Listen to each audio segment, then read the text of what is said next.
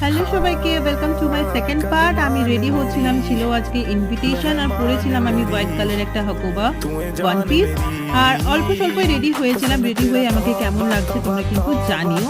তো আজকে ছিল আমার একটা ফ্রেন্ডের বার্থডে, আর এটা হলো আমার ফাইনাল লুক। চলে গেছিলাম প্রথমেই আমি একটা কেক শপে, ওর জন্য ছোট্ট একটা কেক কেনার জন্য। আমরা কিনেছিলাম একটা বেন্টো কেক। গেছিলাম আমরা D16-এ ডিনার করতে। কেকের ফটোটাও তোমাদের সাথে শেয়ার করলাম, খুব কিউট, আমার তো খুব পছন্দ হয়েছে, আর যার বার্থডে ছিল তারও কিন্তু খুব পছন্দ হয়েছে।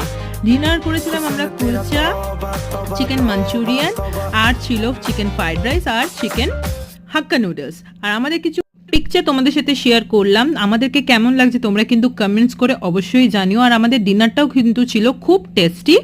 তারপরে বাড়ি আসছিলাম, আর বাড়ি আসতে আসতে দেখলাম প্রচুর ঠাকুর তৈরি হচ্ছে, আর পুজোর একটা ভাইবস তো আসছেই। আজকের ব্লগটা এইটুকুনি, দেখা যাচ্ছে নেক্সট পার্টে। টাটা।